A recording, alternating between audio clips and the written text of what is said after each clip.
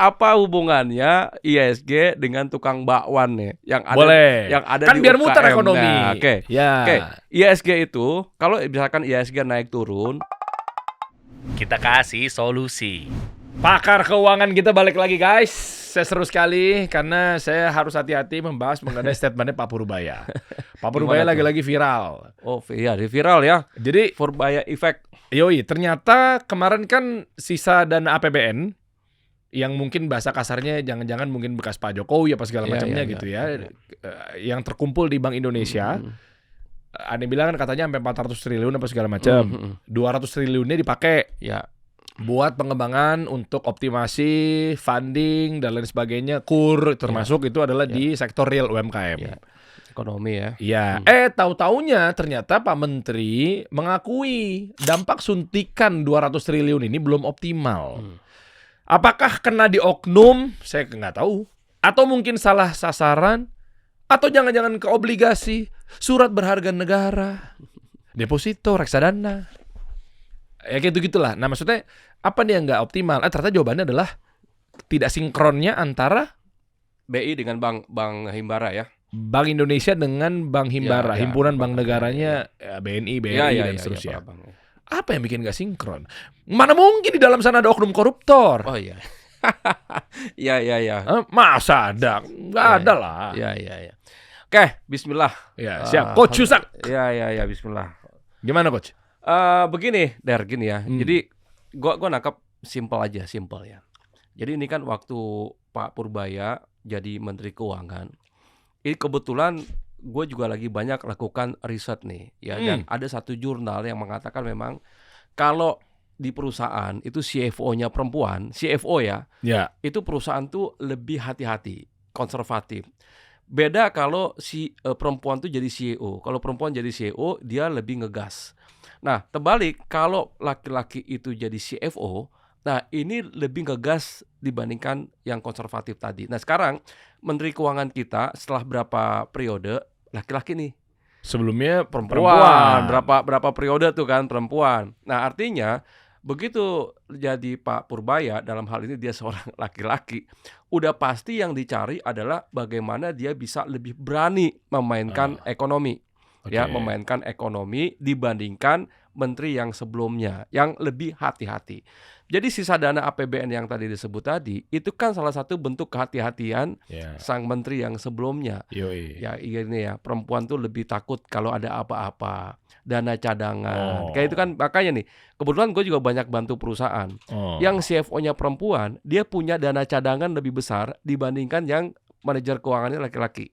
Dia selalu berbicara tentang saving itu perempuan. Oh, bukan karena memang diatur oleh asing, nggak mungkin lah ya? Ya nggak, di luar itulah, di luar konteks itu ya. Oke, nah sekarang Pak Purbaya jadi menteri nih, gitu ya. Nah dia ngelihat, nggak bisa kayak gini, ekonomi harus di-boost gitu kan. Ini ada duit nganggur.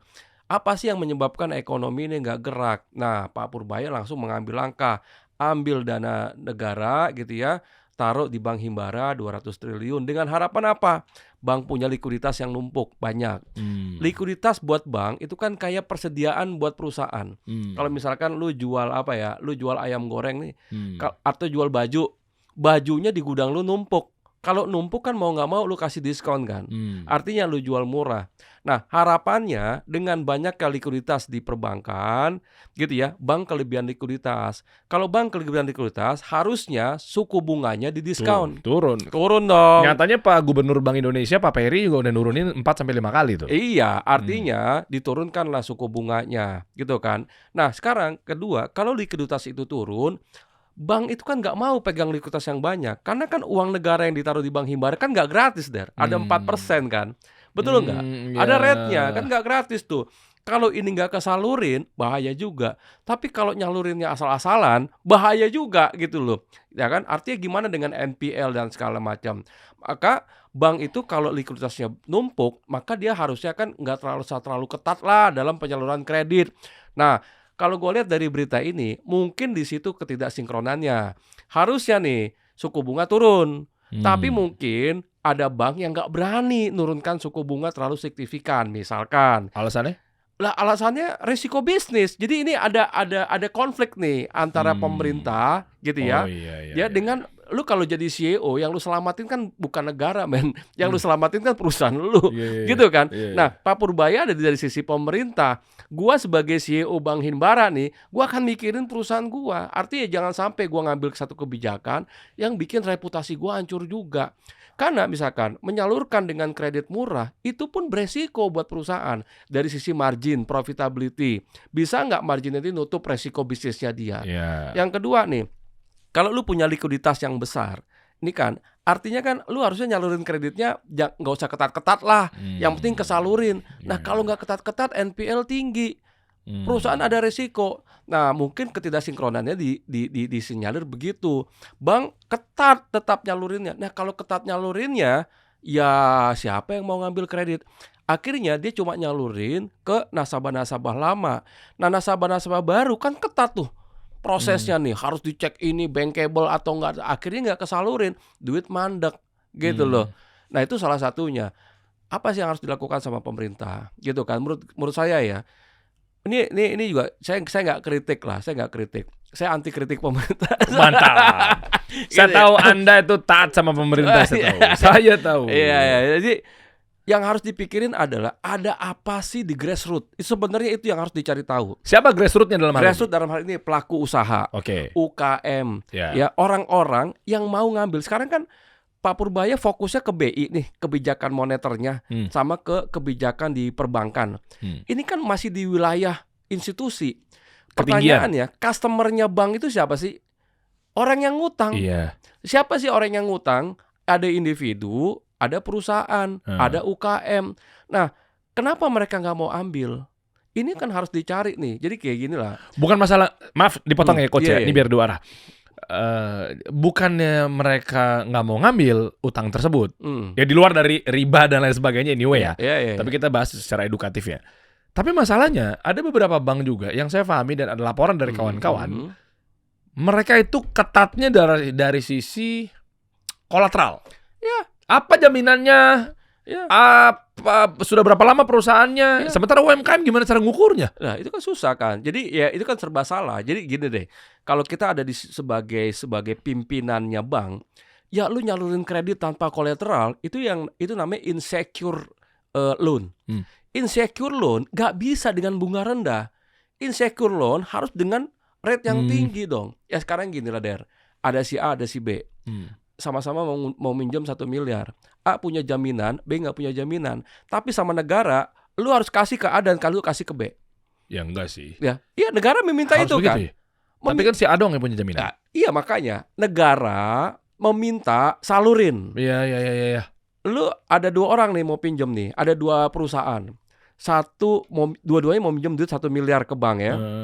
Satu punya jaminan, satu nggak punya jaminan. Nah, tapi sama negara harus disalurkan kedua-duanya.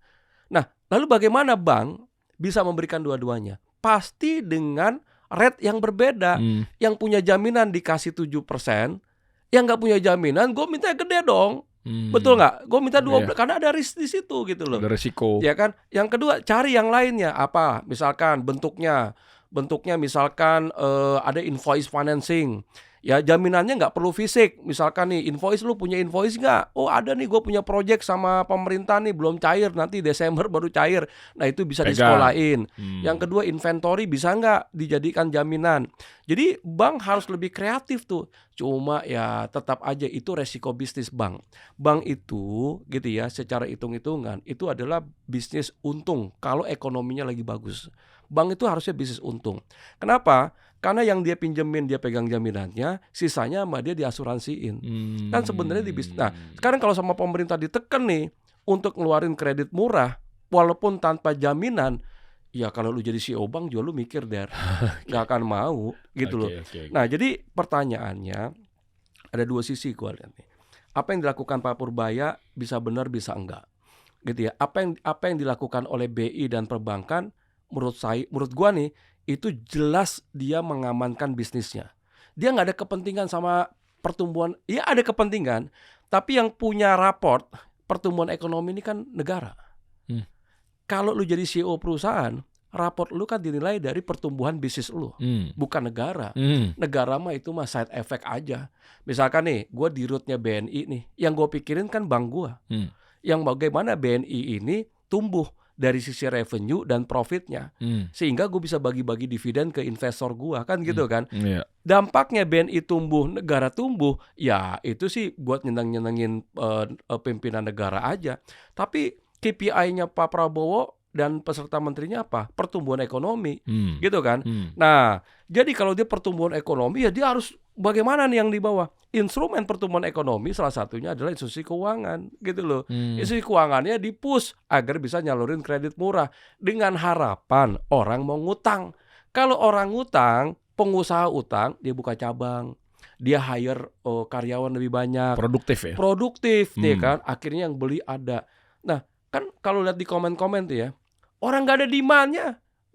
Daya beli melemah. Daya beli, kan misalkan gini. Oke nih, Bank Mandiri ngasih 6%. Murah nggak? Murah 6% gitu kan. Tapi buat apa ya? Nah itu pertanyaannya. Karena misalkan nih, Bank Mandiri ngasih kredit lu 6%. Tapi lu nggak tahu mesti ngapain. Dan lu nggak berani mau ngapain. Lu misalkan punya bisnis kuliner, rumah makan Padang. Lu disuruh mau buka cabang, takut. Ekonomi nggak jelas. Gitu kan. Ini ada kredit murah nih. Tapi gue pengen buka cabang, takut. Gitu loh, karena takut nanti pada saat gue tarik itu duit, begitu gue investasiin, jadi tuh bangunan, habis duit 5 miliar, ternyata daya belinya nggak seperti yang gue pikirin. Ternyata orang lebih cenderung masak atau makan yang murah-murah, sehingga restoran yang gue bukain cabang ini nggak capai target. Akhirnya gue harus menanggung bunga pinjaman, bangkrut perusahaan gue. Nah, jadi sekarang kalau gue lihat nih, everybody semuanya main aman. Semuanya lagi main aman semuanya. Dari mulai yang di bawah ya sampai yang di bank, sampai BI pun lagi main aman. Seriously. Satu-satunya pihak yang lagi mau ngambil resiko adalah Pak Purbaya. Coba itu doang. Yang lainnya main aman. Oke. Nah, ini kalau ngomongin resikonya Pak Purbaya, Coach. Ya. Ini gua coba mohon dikorelasikan. Statement-statement beliau, karena lu kan juga di sektor keuangan, paham betul gitu kan, lu banyak minum. Apa nih? Gelasnya gelas kecubung, sarung kecubung. Yoi. Nah, anyway, lu kan juga pasti kan ngedampingin perusahaan-perusahaan yang pertumbuhannya 1 miliar, 100 miliar, 1T. Ya kan, gue tau lah klien-kliennya yang pada didampingin sama Coach Yusak di sektor keuangan. Anyway, nah artinya kan lu pasti punya sudut pandang yang lumayan kritis dalam hal ini. Tapi gue butuh dong satu arahan narasi gitu ya, atau mungkin obrolan. Kenapa Pak Purbaya nge-push sektor real yang di bawah UMKM bisa ngutang apa segala macam, tapi membersamai itu juga Pak Purbaya tanda kutip ngegoreng to the moon. Ya kan? Good time to buy-nya IHSG atau perusahaan-perusahaan yang memang terbuka dalam hal ini. Nah, maksudnya korelasinya, soalnya yang perusahaan-perusahaan yang ada di bursa dan lain sebagainya itu kan dikategorikan bukan UKM. Tapi yang disuntik 200 triliun adalah untuk sektor real produktif yang notabene-nya UKM. Ya kan? Makanya kan akhirnya beririsan juga sama program Pak Prabowo yang menghapusi 1 juta utang-utang UMKM apa segala macam anyway. Nah, maksud gue adalah ini dua hal yang berbeda, tapi jangan-jangan mungkin ada udang di balik bakwannya adalah berarti kalau sektor real tumbuh atau sektor-sektor di bursa tumbuh, sektor keuangan gitu kan. Tapi belum tentu juga kan, bisa jadi mungkin perusahaan-perusahaannya underlying-nya ada yang seputar bakwan, bakso, peternakan, pertanian, kan hulu ke hilir juga, Coach. Nah, gue coba deh ditajemin, soalnya gue nggak tahu ya. IHSG-nya targetnya Pak Purbaya ini kan gue 10.000 ya. Sekarang berapa? 8.000. IHSG 10.000 targetnya. Target kan? Ya. Saya kemarin lihat berita di mana tuh. Itu per tahun ini apa gimana gitu, gue nggak paham. Kan bahkan kan beliau nyebutin sampai 30 ribuan. Oke. Nah ini tuh optimisme IHSG 2026. Tahun ini berarti dibuka menguat dan diproyeksi Purbaya tembus 10.000. Good time to buy. Good afternoon or good morning, apapun itu bentuknya. Gimana, Coach? Gini. ISG ini kan menggambarkan apa sih ya? Ini kan Oh, satu lagi, maaf Ya, potong. gimana? Berarti dengan tujuan atau harapannya adalah naik IHSG-nya, ya, tapi berbanding lurus nggak? Jangan-jangan masih inflasi. ya. Oke. Tuh kan? Inflasi pangan 2025 tembus 4,58%. Pemerintah waspadai daya beli. Ini makro nih. Ini sangat ya, ini sangat Coba makro. kita bahas. Gini. Soalnya sekarang dunianya investment. Iya, ya. Dan ada ide juga pengen masuk di sekolah-sekolah untuk belajar investasi. Oh, iya. Dari SMA harus belajar investasi. Apa hubungannya harga ISG dengan tukang bakwan? Mungkin gitu jawaban gua kali ya. Jadi pertanyaan lu kayaknya larinya ke sana tuh. Kayaknya gitu ya, sih. Apa Bisa, boleh, boleh. Jadi gua lebih simpel aja teman-teman ya. Iya, boleh. Apa hubungannya ISG dengan tukang bakwan nih yang ada yang ada kan di biar UKM? muter ekonomi. Nah, Oke. Ya. ISG itu kalau misalkan ISG naik turun ya lebih banyak dia bicara tentang kepercayaan investor. Oke. Investor yakin nih, wow ISG bagus nih, berarti investor yakin investasi jadi bagus. Bank juga lebih berani menyalurkan kredit gitu loh. Ya. Karena ekonomi lagi bagus, lagi menggeliat, lagi oke. Akhirnya apa? Kalau misalkan pemain-pemain di sektor keuangannya itu jadi pede nih, di sektor realnya harusnya ngikut nih.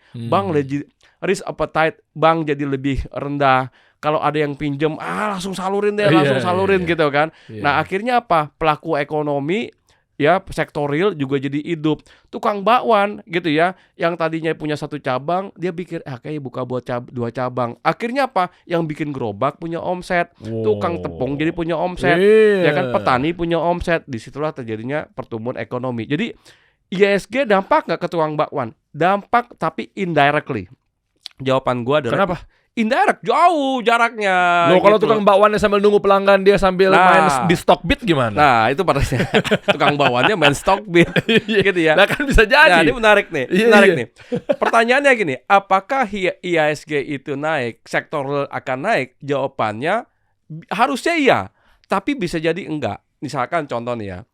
Karena kenaikan harga-harga saham itu kan nggak semuanya dipengaruhi sama fundamental keuangannya. Ada nggak perusahaan yang rugi? Ya, rugi nih secara laporan keuangan, tapi harga sahamnya naik. Goto. Oke, enggak. Iya kan begitu, kemarin kan to the moon ya. Gak usah sebut brand lah, tapi memungkinkan nggak itu terjadi? Boleh Sangat lah. memungkinkan. Boleh. Ada nggak perusahaan yang omsetnya naik, profitnya naik, tapi harga sahamnya turun? Oh, ada. Sangat memungkinkan. Artinya gini, iya. itu sangat memungkinkan. Oke. Jadi indeks harga saham gabungan dampak nggak langsung ke tukang bakwan. Indirectly harusnya berdampak, tapi itu jauh lah bicaranya gitu kan. Nah, sekarang gini nih, logikanya lagi ya. Lu punya anak ya, Der ya? Punya 4. Anak nih, punya 4. Yang paling gede umur berapa ya? 8 tahun. Nah, nanti dia SMA, di handphonenya ada aplikasi nih. Ya, ada aplikasi investasi, ada yang depannya S, belakangnya T, ada yang depannya B, belakangnya macam-macam lah ya. Tahu-tahu nih, dulu kan kita kalau di handphone kita isinya apa sih? Isinya cuma Messenger, gitu ya, paling sosial media kan gitu kan, atau email gitu. Tapi sekarang anak-anak sekarang udah ada aplikasi investasi. Sekuritas lah. Nah, sekuritas. Nah, lu ngasih duit jajan nih ke anak lu nih, Der, 1 juta sebulan. Yang tadinya sama anak lu dibeliin bakso, dibeliin makanan, dibeliin baju, 20%-nya dibeliin saham, dimasukin obligasi, dibeliin segala macam lewat aplikasinya. Paham gue. Gitu ya. Nah, akhirnya logikanya aja lah, tukang bakwan di sekolahannya omsetnya turun nggak kalau kayak gitu? Ya, turun. Kan gitu ya. Bagus nih penjelasannya. Kan? Gue suka nih Coach Susak nih. Nah, tukang bakwan nyariin nih. Tukang bakwan nyariin. Karena bisa akhirnya apa? Aplikasi sekuritas yang ada di handphonenya itu menjadi kompetitornya tukang mie ayam yang ada di sekolahan. Apalagi nanti mau diedukasi tuh mereka tentang investasi. Sebentar. Gitu. Ini bagus banget nih. Tapi kalau misalnya anak gua dia masuk di aplikasi atau sekuritas, untung. Tar dulu, sebelum ke untung, dia kena baca prospektus, baca lihat underlying-nya jelas apa segala macam ya. Tadi konteksnya bakwan ya. Iya. Bakwan ya, clear ya. Iya, tukang bakwan ya. Tukang bakwan ya. Sama mie ayam lah. Iya, boleh. Dia ngelihat kayaknya saham di perusahaan telur yang ini bagus ya, masuk. Ayo, tukang bakwan kan urusannya sama telur juga kan? Iya. Ya kan, siapa tahu dia bisa ambil murah gara-gara mungkin hulunya telur itu hidup. Iya. Wortel. Kita ngomong underlying nih. Ya. Sekarang toge. Dan pertanian. perusahaan telur itu akhirnya lakukan right issue. Dia buka lembar saham baru ke publik gitu ya. Akhirnya diborong tuh dengan harga yang tinggi saham itu. Nah, begitu duitnya masuk ke perusahaan, sama perusahaan mikir-mikir, kayaknya ekonomi lagi ini ya. Udah deh, gue obligasiin. Kagak buka pabrik tuh. Gue angkat tangan Ya nih kan? kalau itu deh. Kagak buka pabrik. Iya, tadi harapan gue sebenarnya ketika gue ngomong yang pedagang-pedagang di kantinnya apa segala macam itu kan transaksional nih. Iya. Ya kan? Anggaplah dia nggak bangun brand lah, selling gitu ya. Berarti kan harapannya tadi gue pikir tuh mereka pasti kan hidup perusahaan dia kan dia bisa mempermudah akses untuk jejaring si pendistribusiannya. Dikasih harga murah, otomatis tukang bakwannya tanda kutip banting harga. Biar anak gue mau beli nggak apa-apa deh, tadinya segini jadi segini. Tapi belum tentu juga ya, mereka langsung ke obligasi ya. Lah, kalau dia misalkan tukang bakwannya dia diskon tuh bakwan gitu ya, akhirnya nggak ada profit dia. Gitu loh. Tapi kan HPP-nya bisa diperkecil dari pabrikasi. Atau mungkin dari ya, lu ngecilin pengalaman gue ngecilin HPP itu nggak gampang ya, ngecilin HPP itu nggak gampang. Kalau dia misalkan diskon nih 20% gitu ya, bakwannya gitu ya, dia udah kehilangan profitability 20%.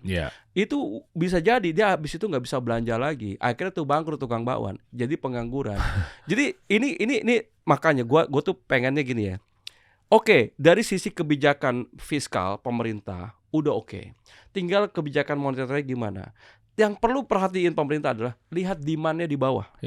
Di bawah nih kayak gimana sih? Apa yang terjadi sebenarnya? Gue ingat ada kasus ya. Ya, gue pernah dengar gini. Penjualan Coca-Cola itu menurun di channel sekolahan. Ya, Coca-Cola salesnya turun. Gue ingat waktu gue sekolah deh, Coca-Cola tuh suka kampanye di sekolah. Memang gitu. Iya, tahu. Nah, itu penjualannya menurun di kantin-kantin sekolahan. Kenapa? Apakah gara-gara ada kompetitornya? Enggak. Gara-gara apa? Gara-gara anak-anak itu pada butuh paket data dibandingkan minum. Misalkan lu kasih duit jajan ke anak lu 100.000 nih. Sekarang sama dia dibeliin paket data. Kalau duitnya dibeliin paket data, kan dia nggak bisa beli Coca-Cola. Nggak jajan. Nggak jajan. Jadi kalau yang namanya bisnis itu ada yang berlaku yang namanya share of wallet. Siapa yang bisa ngabisin duit orang, itulah kompetisinya. Jadi karena kompetisi itu udah nggak bisa. Lu misalkan nih bisnis lu baju, kompetitor lu adalah perusahaan baju. Enggak. Siapa yang bisa narik uang itu? Nah sekarang dengan misalkan nih anak-anak Gen Z semuanya ngabisin duitnya, naruh spending duitnya di aplikasi-aplikasi investasi, sekuritas segala macam. Akhirnya kan dia nggak belanja di sektor real tuh. Nah ada nanya lagi. Tapi kalau untung kan nanti dia beli baju. Kalau untung. Kalau enggak gimana? Kan gitu ya. Makin puasa itu orang gitu kan. Nah, jadi maksud gua adalah lihat di bawah ini ada apa. Di bawah ini semuanya lagi pada hati-hati. Gua handle kebetulan mungkin ratusan perusahaan ya. Hampir semuanya hati-hati. Siapapun kalau gua ditanya nih, Coach 2026 kayak gimana? 2026 gas tapi ingat remnya harus lebih kencang. Jadi lu harus betul-betul ngukur. Jangan over capex ya. Jangan lu mengambil bisnis-bisnis yang beresiko sama cash flow. Lu kalau bisa jangan nambah fixed cost. Gue selalu bilang kayak gitu. Karena itu bahaya. Semua biaya kalau bisa semua penambahan biaya di tahun 2026 kalau bisa divariabelkan. Buka cabang, ekspansi boleh, tapi yang betul-betul terukur dan pasti ini berhasil. Kalau misalkan investasinya masih gelap, mendingan dipending dulu. Ya, beli aset yang mati mendingan di hold. Tahan likuiditas. Itu saran gua 2026 gitu loh. Nah, saran gua kan nggak disukai tuh sama pemerintah kalau kayak gitu. Kan pemerintah sukanya influencer yang bilang, "Gas, buka cabang." Kan itu kan pemerintah pengennya begitu kan. Biar apa? Biar tujuannya ekonomi. Kalau kita buka cabang, Iya, berarti kan gua hire orang baru dong. Karyawan gua hire gitu. Tapi kan gua mikir gitu. Tapi kalau kok berhasil, kalau enggak. Jadi gini, semuanya lagi nyelamatin perut masing-masing deh. Bagaimana pemerintah sebagai pemain instrumennya itu bisa meyakinkan para stakeholders gitu ya untuk bahwa oke, kita yuk ini aman, apa garantinya? Termasuk masalah perpajakan. Kenapa? Ya artinya gini. Sekarang gini lah. Maksudnya kalau mau sehat, usaha ekonomi tumbuh dikasih pajak lebih tinggi. Teriak pengusaha. Jangan dong. Justru insentif. Karena gini.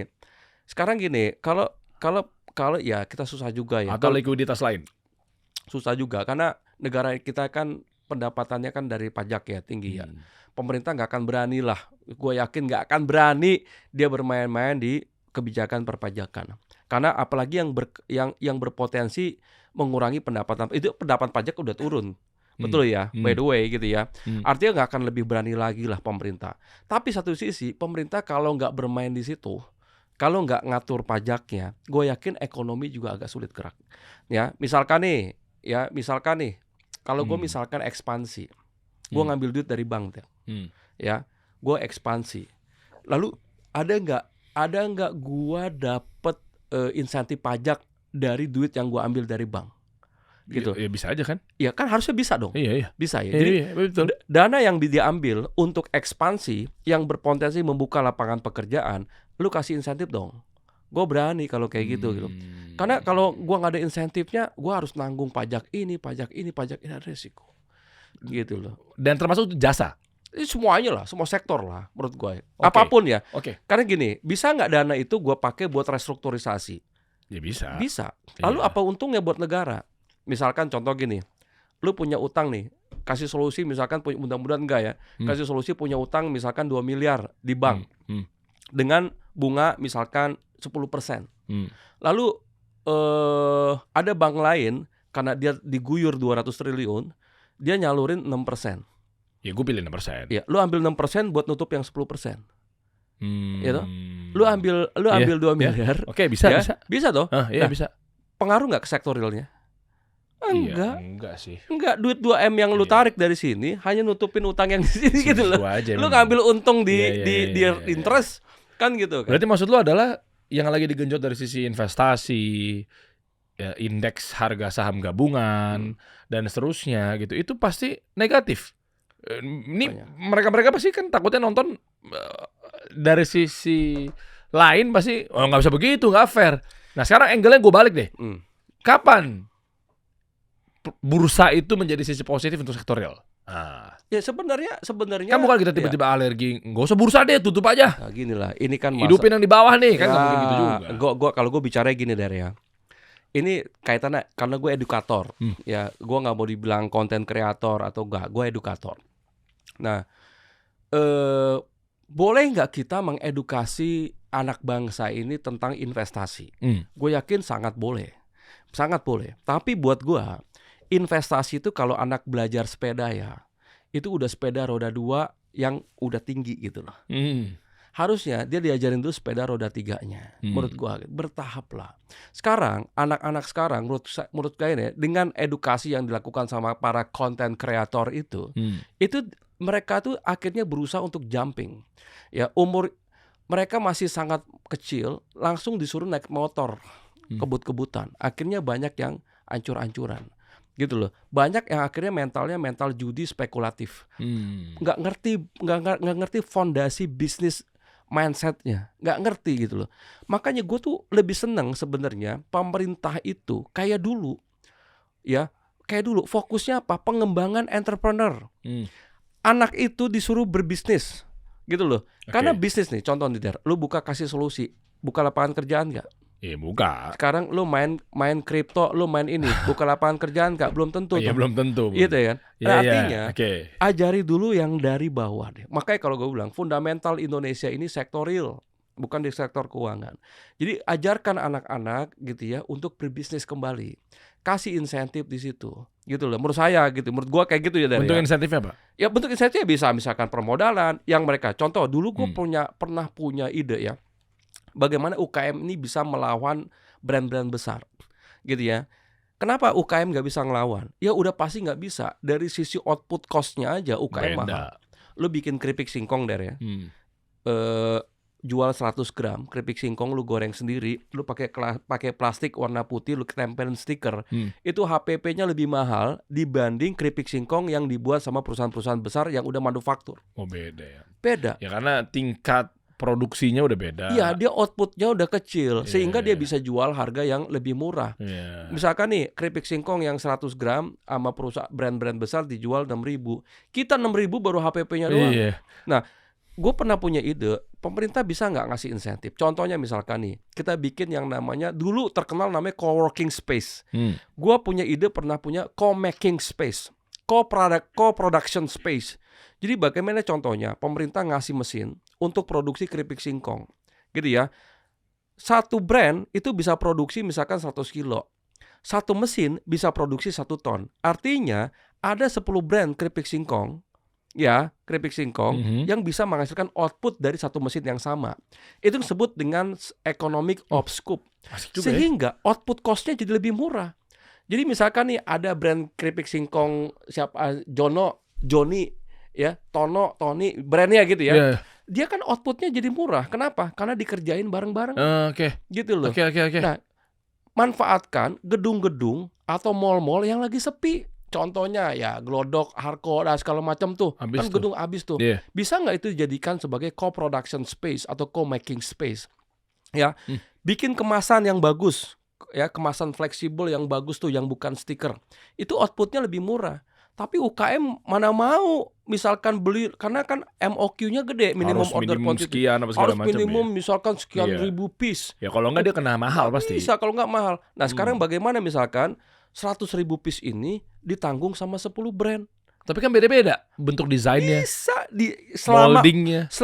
Enggak. Selama ukurannya sama, selama bahannya sama, dia bisa mengeluarkan 10 output desain yang berbeda. Kayak maklon gitu ya. Iya. Akhirnya jadi lebih murah konsepnya. Nah kalau kayak Cakep gitu, nih harusnya nih, cakep nih. Iya itu Ini kan Menteri Perindustrian. Iya di IKM ya di Dirjen IKM itu harusnya bisa melihat co-making space. Dan co-making space itu betul-betul dijagain gitu loh. Dibantu keluarin izin BPOM-nya, dibantu keluarin halalnya. Kemarin ada Babe Akal udah ke sini. Bantu dia halalnya, bantu tempat produksinya sampai GMP, sampai HACCP segala macam. Bagus. Sehingga harga keripik singkong yang di Indomart yang dikeluarkan sama brand besar dengan yang punya UKM harganya bersaing. Keren. Gitu. Tinggal mainin branding. Nah, itu wilayah lu tuh. Gitu loh. Iya. Kan? Itu makanya kenapa alasannya gue kepikiran sama lu nih di 2026. Ya teman-teman ini sedikit curhat ya sebenarnya ya. Gue ngundang Coach Yusak juga sebenarnya sambil menyelam minum air selagi memang bisa diambil otaknya eksploitasi seputar berita-berita lagi hangat. Gue juga curhat juga guys. Kita ini kan 2026 nih tanda kutip kita mau bikin kampus lah. Baik itu online atau offline misalnya atau mungkin berjenjang apa segala macamnya. Nah itu ada sekitar 10 fakultas. Keren nih. Yang memang di dalamnya itu adalah finansial ya? Iya, macam-macam. Pokoknya business school, business institute lah, macam gitu. Kasih solusi brandnya nih? Kasih solusi dong. Nah, artinya dari sini nanti kita bisa pengembangannya salah satunya adalah ya entah dunia keuangan atau mungkin investment apa segala macamnya gitu. Nah, ini kita tuh kepikir branding juga di situ, marketing and growth juga di situ dan seterusnya gitu. Nah, sehingga hidup. Cuma memang yang membedakan adalah kami yang ngajar juga pun praktisi. Iya. Betul. Itu sih sebenarnya. Nah, menurut lu seperti apa nih dalam hal seperti ini nih? Nggak gini, apapun yang bergerak di bidang edukasi itu teman gua, ya. Karena Indonesia ini perlu edukasi yang lebih praktikal. Ya itu, ya, betul. Lebih praktikal. Termasuk finansial, karena kalau gue punya kelas kan orang belajar karena financial practical gitu ya. Ini bukan cuma teori yang ada di kampus gitu kan. Tapi lu punya kelas CFO juga kan? Gue punya kelas CFO sekali. Itu memang praktikal. As long as ilmunya itu praktikal, bisa langsung diaplikasikan ke bisnisnya mereka atau kesehariannya mereka. Menurut gue itu hal yang baik sih. Cakep ya? Cakep. Oh itu dia. Ya sekalian nih bahas deh. Tadi dibahas mengenai kelasnya Coach Yusak. Sebenarnya gue juga cantumin link yang ada di bawah. Kalau teman-teman misalnya mau belajar langsung ya, terutama buat para CFO atau mungkin business owner apa segala macam. Gue pun juga alumni Smart Financial Map gitu ya. Itu teman-teman tinggal klik aja di bawah. Nah itulah akhirnya menjadi gimana caranya ekonomi tumbuh, teman-teman juga bisa keluar dari kemiskinan apa segala macamnya gitu kan. Nah ini harus benar-benar difahami dalam hal ini. Edukasi leher ke atas ya berarti ya. Investasinya nggak cuma sekedar di sekuritas, tapi otak lu juga harus ada diinvestasikan ya sebenarnya. Nah cuma pertanyaan gue gini, ketika memang anggaplah berhasil, gue pengen doanya benar-benar secara positif ya. Anggaplah berhasil, kita jalan ngebut, ekonomi tumbuh, perusahaan juga mungkin dapat likuiditas ini, itu, tadi kan lu bilang insentif apa segala macamnya. Pertanyaan gua, SDM siap nggak? Ya, itu isu ini, tuh. Iya kan? Ya, isu juga itu. kan? Soalnya yang kemarin era-eranya startup, era-eranya yang pas bubble kemarin kan juga, ayo genjot, growth gitu kan. Gaji karyawan sekian, tambah. Perusahaannya yang akhirnya jadi tumbal. Bener kan? Nah, akhirnya nggak ngejar, minus, merah, pecah, tutup tuh startupnya. Atau sisi yang berikutnya, ada kesempatan nih, ayo kita ngebut. Karyawannya kagak siap. Besok meningitis. Minggu depan tipes. 2 minggu lagi DBD paling, ya kan? Sakit kuning. Work life balance apa segala macamnya. Nah, artinya gini teman-teman semua, nanti mungkin Coach Yusuf bisa tambahkan ya. Sebenarnya ada solusinya untuk benahin ini semua. Plus bonusnya adalah teman-teman juga mungkin diperhatikan gara-gara mungkin nggak dapat pekerjaan, ya lu nggak upgrade diri. Gue bukan bela-bela yang lain ya, tapi bisa jadi mungkin lu sendiri pun juga dari dirinya juga harusnya muncul pertanyaan besar. Harusnya lu kritis. Kenapa ya gue udah ngasih banyak CV ke perusahaan-perusahaan tapi kok gue nggak dipanggil? Jangan ujung-ujungnya ntar pemerintah lagi yang disalahin. Nah, mendingan coba lu sibukin upgrade diri lu teman-teman. Makanya ada satu program keren banget menurut gue.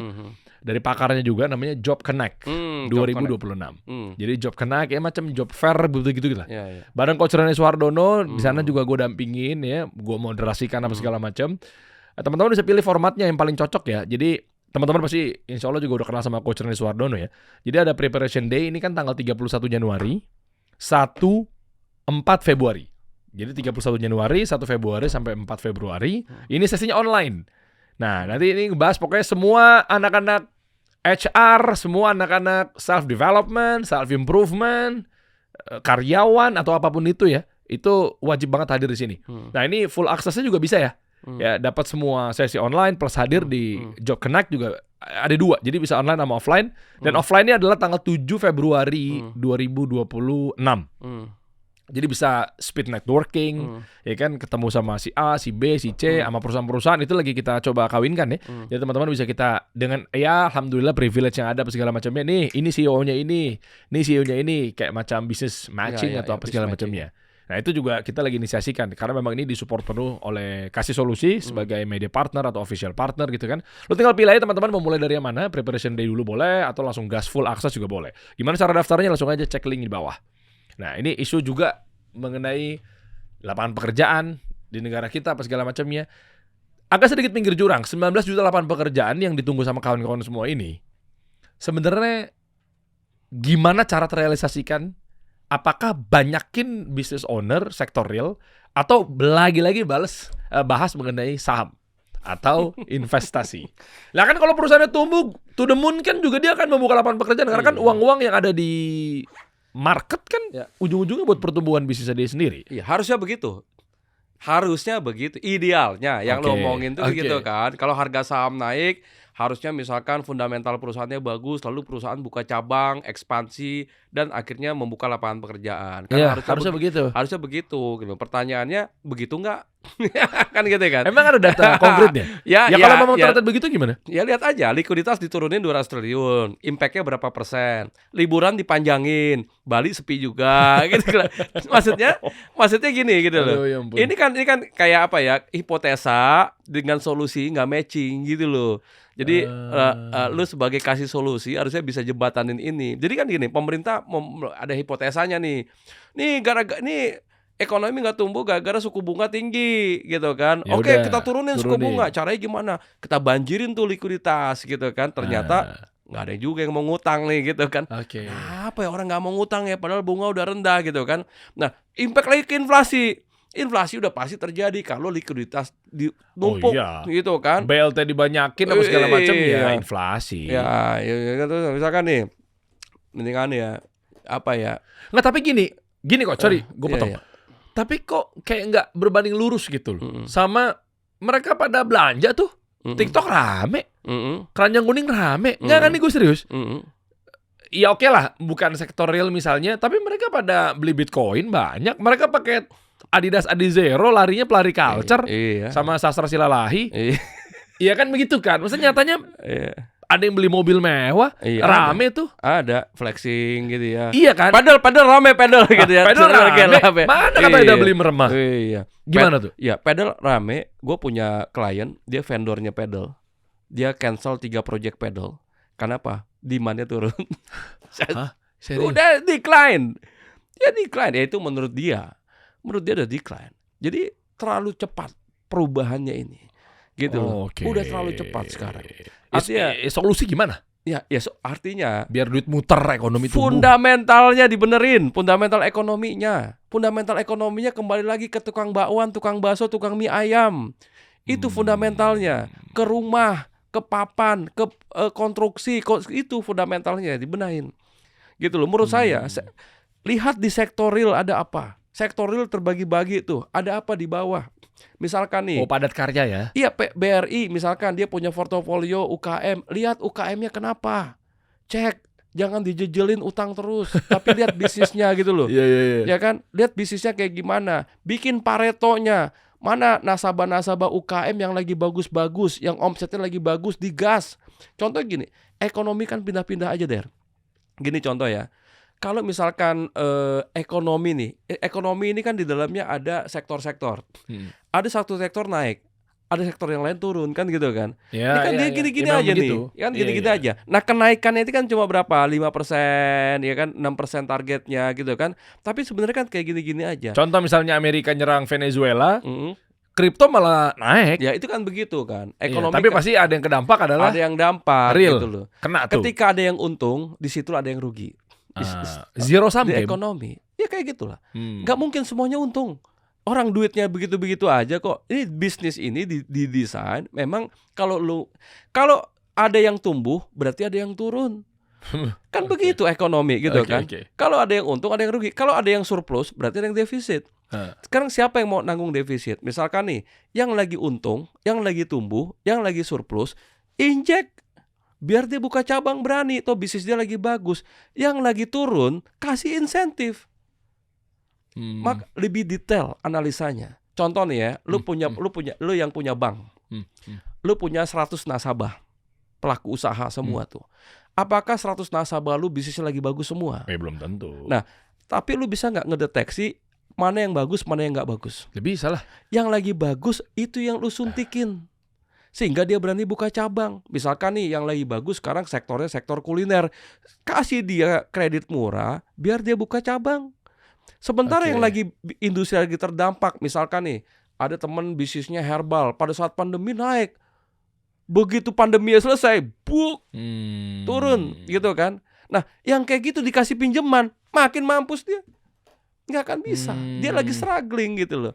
Nah artinya lihat lagi, itu tiap bank itu dilihat lagi. Memang nggak bisa gitu loh. Yang lagi turun dikasih insentif biar dia bisa bernafas, biar dia bisa hidup. Yang lagi bagus dikasih tembakan peluru baru.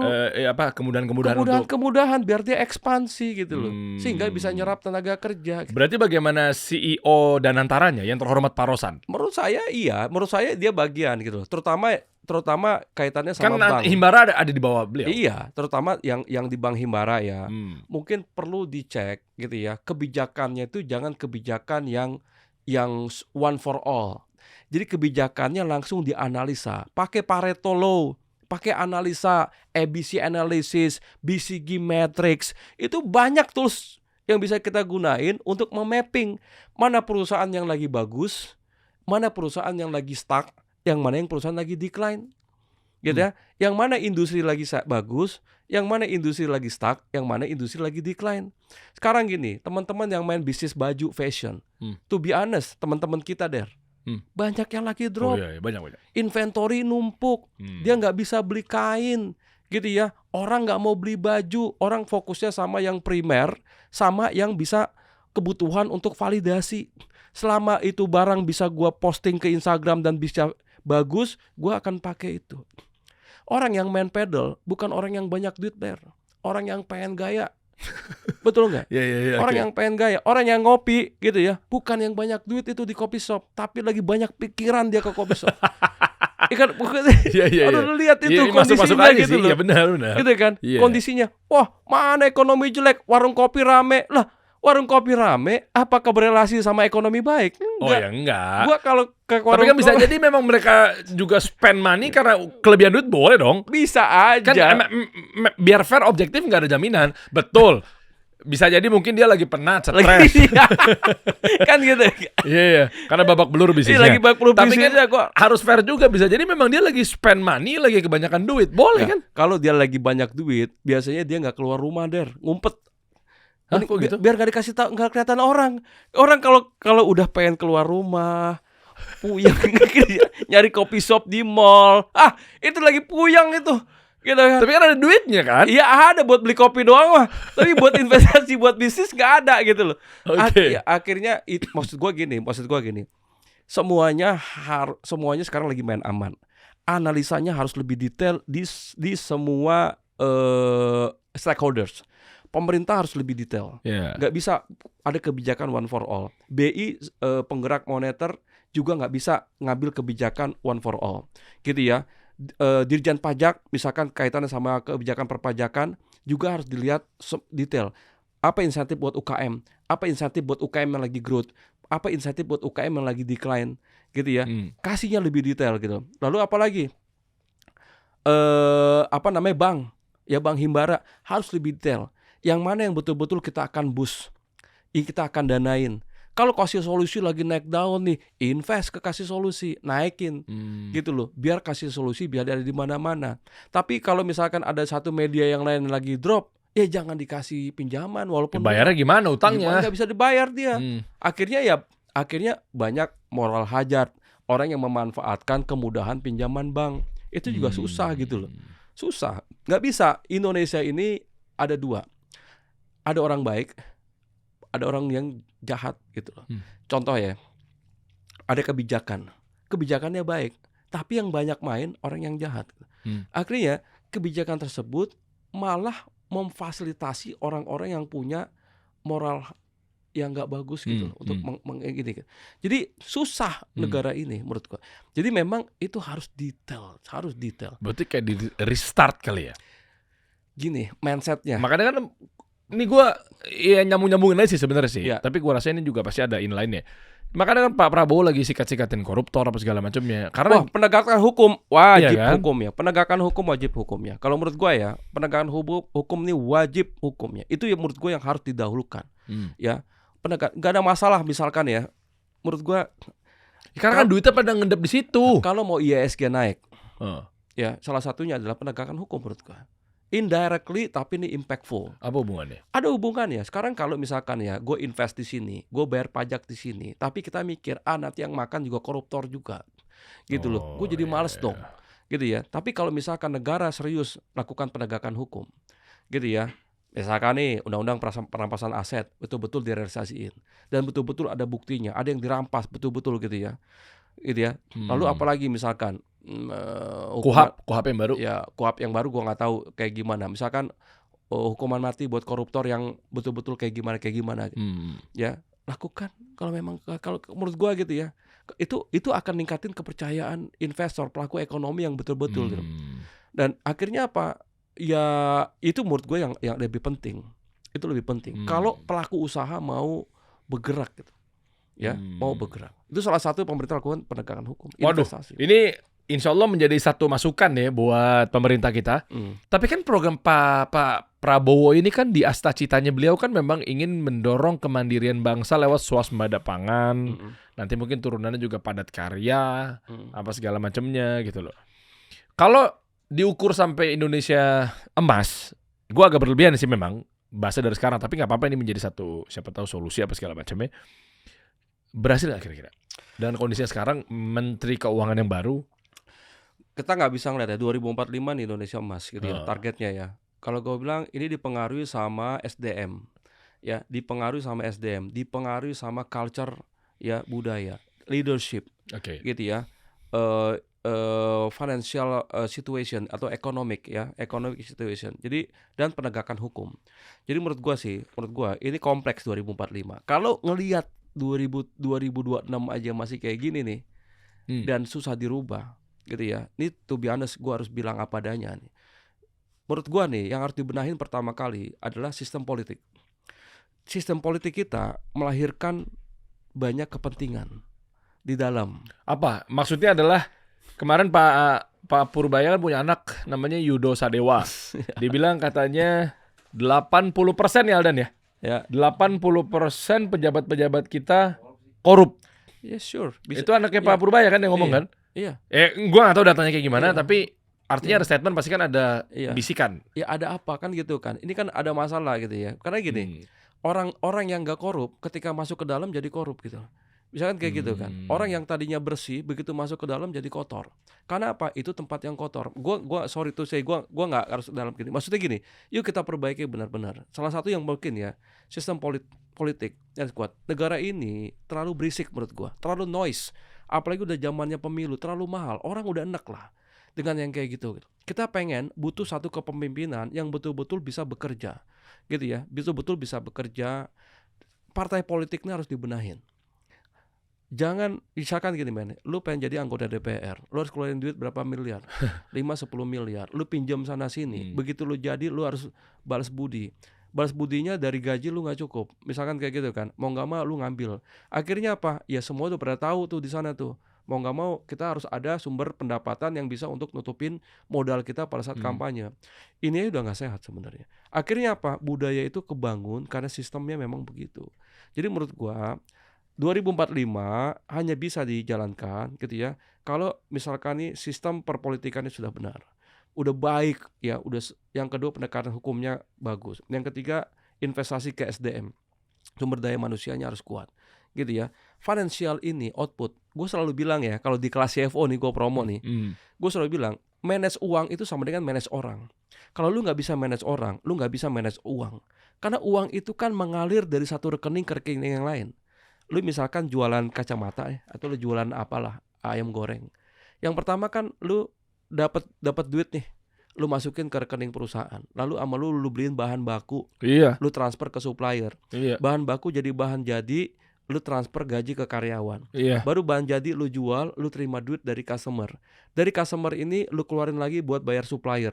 Duit ini kan muter deh. Muter. Artinya itu yang disebut dengan stakeholders. Nah, stakeholders ini kan isinya orang semua. Iya. Maka kalau lu mau bisa manage uang, lu harus bisa manage para key stakeholders ini. Lu harus bisa negosiasi, lu harus bisa ngobrol, lu harus segala macam. Nah, menurut gua nih, stakeholders di negara ini yang juga harus diperhatikan. Dirapiin lagi ya. Harus dirapihin. Nah, itu dia tuh. Nah, ini nih statementnya nih. Indonesia targetkan pertumbuhan ekonomi 5,2 sampai 5,8% di tahun 2026. APBN-nya ini kan 2.500-an triliun jadi penopang utama. Ya, berarti belanja kementerian. Iya. Ya toh? Iya. Jadi di-push di sana. Kata gitu. Pak Erlangga nih. Iya, gini. Sebenarnya itu kan gue sah-sah aja mau kayak gitu. Amerika misalkan nyalurin kredit, giro kupon, bond misalkan ke perusahaan-perusahaan kayak Disney dan segala macam. Tujuannya memang buat numbuhin ekonomi kan kayak gitu ya. Nah, ini mau lewat kementerian is okay. Gue gak ada masalah ini. Ini cuma angka yang general. Menurut gue ini angka normatif yang ya buat gue ini nggak perlu dibahas. Ini kan tujuannya apa? Oke. Kalau kementerian belanja spending nih, akhirnya kan sektorialnya hidup nih. Misalkan nih ATK-nya jadi hidup. Problemnya lagi adalah sektor industri kita. Impor kita diserang sama impor. Teman-teman yang main di TikTok, teman-teman yang main di skincare TikTok, habis semuanya sama brand-brand China. Oh iya. Gitu ya. Mereka bisa jual dengan harga yang murah. Akhirnya apa? Brand lokal kita nggak bisa bersaing. Gitu loh, susah juga gitu loh. Jadi di situ pemerintah harus ketat dalam kebijakan impor. Menurut gua ini banyak faktornya nih, banyak faktornya. Menteri Perdagangan juga ya? Iya, ini ya cuma problemnya adalah impor nggak bisa ditahan. Kenapa nggak bisa ditahan? Gue pernah kayak gini deh. Wah. Ini gue pernah. Ini rahasia nih. Ini rahasia nih. Ini tapi gua ambil ini sebagai behavior, ya behavior. Gua pernah coba benahin satu perusahaan, katakan ini perusahaan herbal lah, gitu ya, perusahaan herbal.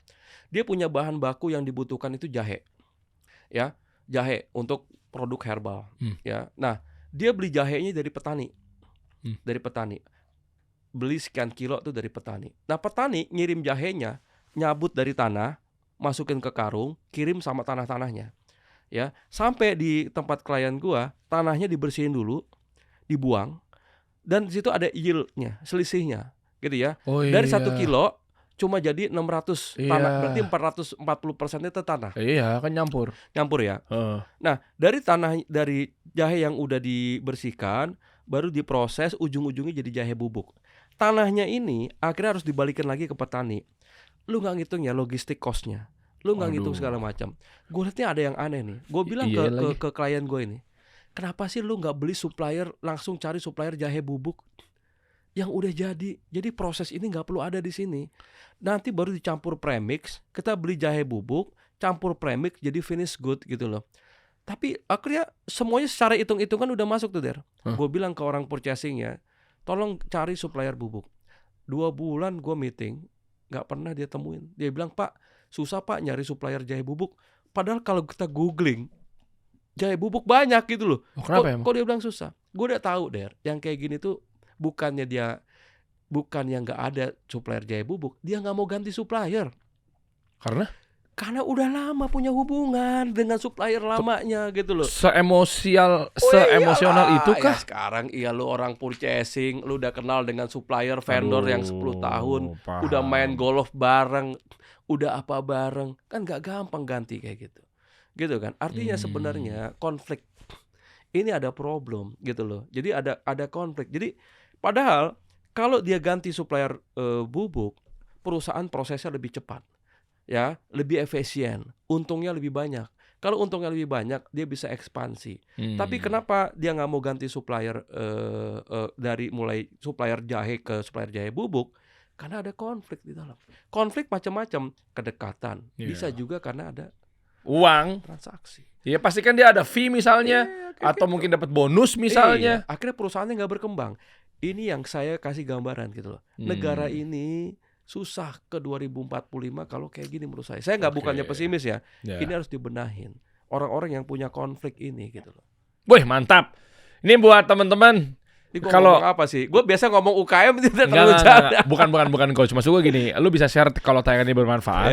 Gue pengen tuh bukan ngelebar sih, lagi gue malah ngeliatnya mempertajam. Ya kan, karena kondisinya kan lagi begini. Awal tahun. Ya kan kita nggak pernah tahu. Sepandai-pandai tupai meloncat juga pasti kan akan jatuh juga. Ya di luaran sana memang pejabat-pejabat kita ada yang on fire, ada yang disukai publik, ada yang kredibilitasnya kelihatan, ya kan, ada dibenci apa segala macamnya, ada yang popularitasnya lagi bagus banget. Maksud gua kan bisa jadi mungkin ada sesuatu yang nggak dia lihat gitu loh coach. Nah kan dengan ada kayak gini kan potensial FYP misalnya di share misalnya apa segala macamnya. Kan kita berangkat dari presiden kita sendiri. Pak Prabowo pernah ngomong, kenapa harus egois? Kita semua nih, terutama mungkin para pejabat atau segala macamnya. Negara ini terlalu besar untuk diurusin sendirian. Nah, maksudnya dari itu aja kan kita dapat clue sebetulnya. Oh, berarti kita bareng-bareng nih. Atau mungkin menteri-menteri terkait juga jangan resisten sama kreator-kreator, jangan cuma kasih solusi yang lainnya kan. Ya Anda juga siapa tahu belajar juga sama mereka-mereka, banyak orang-orang pintar di sini. Itu sih harapan gue. Jadi siapa tahu mungkin selama ini kita terbudayakan gara-gara mungkin tadi egoisnya, kedekatan sama orang-orang tertentu. Tapi sebenarnya cara ngebenahinnya dari sisi ekonomi pakai budaya yang B. Nah, itu aja sih ya. Kalau mau belajar teman-teman tinggal langsung cek aja di bawah. Nggak apa-apa nih, gue promosiin, gue nggak janjian di sini. Thank you. Biar teman-teman juga, ya siapa tahu kan bisnis owner juga ngerti tentang keuangan kan, mereka juga tumbuh di bisnisnya. Ya kan, jangan alergi, aman dikit-dikit. Oh ya ujung-ujungnya jualan kelas. Ya terus yang ngomong kayak begitu sekarang hidupnya lagi gimana tuh kalau boleh tahu? Mohon maaf nih, rebahan main Roblox doang atau seperti apa nih? Ya itu aja ya teman-teman ya. Ada apresiasi buat Coach Yusak. Nanti kayaknya gue akan bikin beberapa kali sama lu akan berkala deh. Soalnya mimpi gue pengen bikin institut itu adalah ujung-ujungnya tentang investment salah satunya. Karena gue melihat bahwa itu juga lagi digembleng sama program pemerintah. Finance itu juga menarik. Karena beda ya antara operasional finance sama investment ya. Karena nanti lu akan hadir ke sini dan mau selalu standby, coach. Bahas yuk coach. Nah, gua mau ngasih apresiasi lu. Biar lu selalu pada jalan kebenaran, coach. Jadi ada sesuatu yang bisa menemani langkah lu itu menuju kebaikan. Apalagi lu sering umroh kan? Sering dia nih umroh. Terakhir kapan? Kemarin deh. Kemarin baru balik tuh. Nah, nanti buat balik lagi ke sana. Milenial Indonesia yang berangkat ke Saudi itu udah rata-rata gue happy sekali melihat bahwa udah tahu alas kaki atau sendal yang dia pakai yang menemani langkahnya menuju kebaikan ternyata pakai Shirata, coach.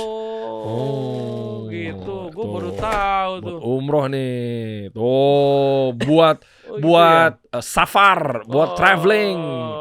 Oh, Buat ke masjid dan lain sebagainya. Ini buat lu nih, serius gue. kalau di Masjid Nabawi kan gak Iya. hilang lah ya. Kalau Enggak hilang, aman. Sendal Wah, Shirata, ya. teman-teman kalau misalnya mau Iya, barengan iya. samaan sama Coach Yusak, langsung klik Iya. aja link yang ada di bawah. Thank you. Yoi, Keren. sendal Shirata. Ini sendal umroh nih ya. Sendal umroh, ya. ke masjid, ke ibadah. Karena kan dipakai buat mobilitas tinggi ya. Iya, Siap. iya. Terima kasih Coach. Siap, thank you. Nanti update lagi ya mengenai keuangan dan lain sebagainya ya. Mantap. Mantap. Detailnya kalau mau belajar sama Coach Yusak ada di bawah. Kita kasih solusi.